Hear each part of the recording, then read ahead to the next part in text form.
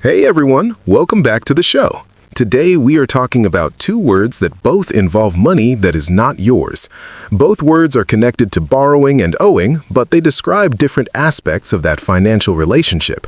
Getting these two words mixed up can cause real confusion, especially in professional, financial, and everyday conversations about money. Yes, and these words come up constantly in real life.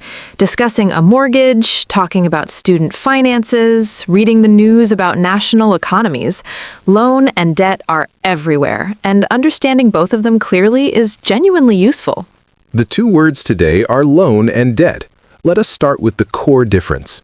A loan is a specific amount of money that is borrowed from a lender with an agreement to pay it back, usually with interest, over a set period of time.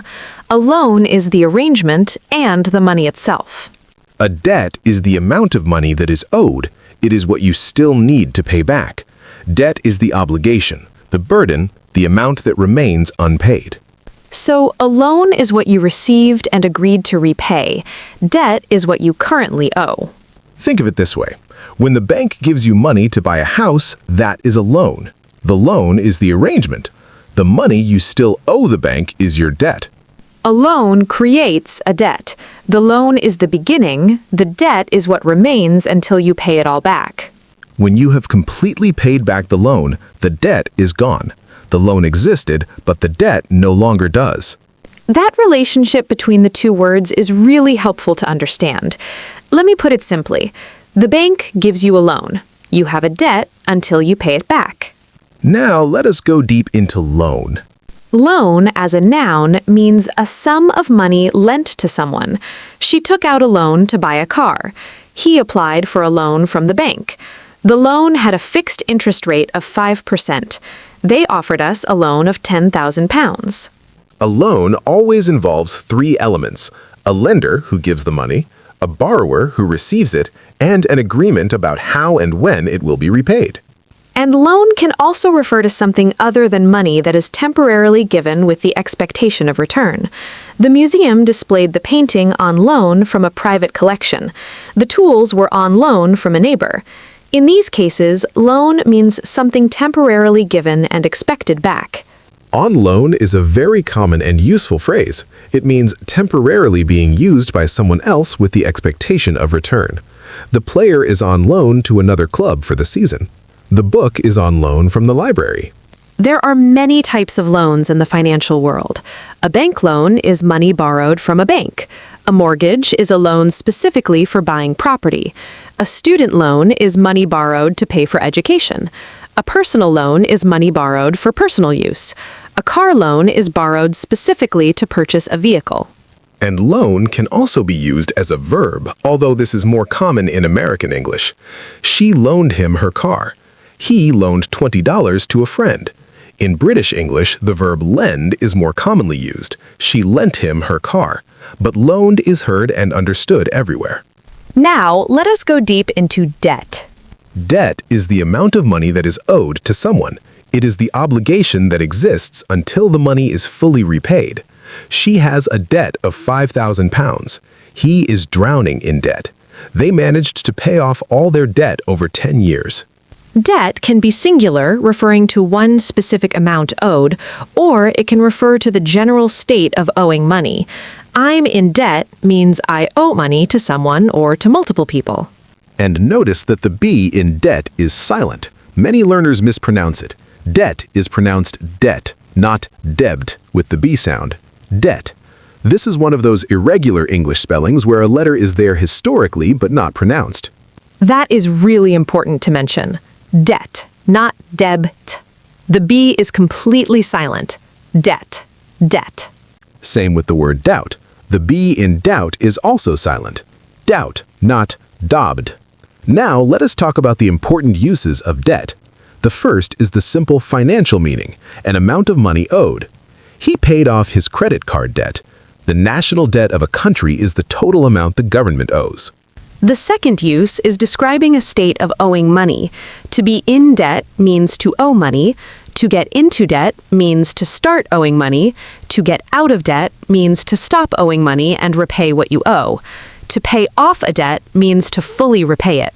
These in and out expressions are very common. She worked hard to get out of debt. He kept spending and got deeper into debt. They were finally free from debt after 15 years. The third use is figurative.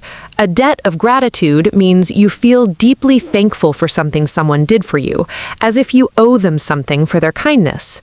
I owe you a debt of gratitude for everything you did. She felt a deep debt of gratitude toward her mentor. This is a beautiful and expressive use. You are not literally borrowing money. You are expressing how much you feel you owe someone in terms of appreciation and thanks. Now, let me show you how loan and debt work together in natural sentences, because I think seeing them side by side really clarifies both. He took out a loan last year. Now he has a significant debt. The loan was the beginning, the debt is what remains. She paid off her loan in 3 years. She is now debt-free. The loan is finished, the debt is gone. They struggled to repay the loan and their debt grew larger. They couldn't keep up with payments, so the debt increased. The loan was for £5,000, but after interest, the total debt was £6,000. The original loan amount and the total debt can be different because of interest. Interest is the extra amount charged on top of the original loan. The original amount borrowed is called the principal. Principal plus interest equals the total debt over time. Now, let me also talk about some important related vocabulary, because understanding the word family around loan and debt really helps. Lender is the person or institution that gives the loan. Borrower is the person who receives it. A creditor is someone to whom money is owed. A debtor is someone who owes money. Interest rate is the percentage charged on the loan over time.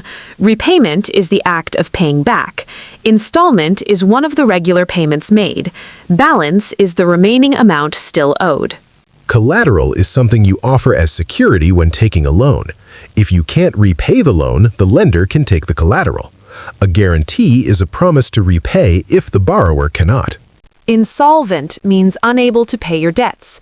Bankrupt means having legally declared you cannot pay your debts. Overdue means a payment that has not been made by the required date. And mortgage deserves special mention. A mortgage is a loan specifically for buying property. The property itself is the collateral. If you do not repay the mortgage, the lender can take the property. This process is called repossession or foreclosure. Now let us go through the most common mistakes learners make with loan and debt. Mistake number 1 is using loan when you mean debt. Saying, I have a big loan to pay off when you mean you still owe a large amount. The loan is the arrangement. The amount you owe is the debt. I have a big debt to pay off. Mistake number 2 is using debt when you mean loan. Saying, I need to take out a debt to buy a car instead of, I need to take out a loan. You take out a loan, you do not take out a debt. Mistake number 3 is pronouncing the B in debt, saying debta instead of debt. The B is completely silent. Always pronounce it debt. Mistake number 4 is using loan as a verb in British English contexts where lend is more natural. Saying, I loaned him my book when speaking British English. In British English, I lent him my book is more natural, though loan as a verb is understood everywhere. Mistake number 5 is not knowing in debt as a phrase, saying I have debt instead of I am in debt when describing your financial state. In debt is the standard phrase for the state of owing money. Mistake number 6 is confusing the lender and the borrower. The lender is the one who gives the money. The borrower is the one who receives it. Some learners mix these up when talking about financial relationships. And mistake number 7 is not knowing the figurative debt of gratitude. Hearing, I owe you a debt of gratitude and not understanding that it means deep thankfulness rather than actual money. Now let us do a practice round. I will describe a situation and you choose loan or debt and explain why. Ready? A bank agrees to give a person $50,000 to buy a house. Loan. The bank is giving an agreed sum of money to be repaid over time. The bank offered them a mortgage loan. After several years of spending more than they earn, a person now owes money to multiple banks and credit card companies. In debt. The state of owing money to multiple sources. They are deeply in debt. A museum receives a famous painting from another museum to display for 6 months before sending it back. On loan, something temporarily given with the expectation of return. The painting is on loan from another museum. A student borrows money from the government to pay for university and must repay it after graduating.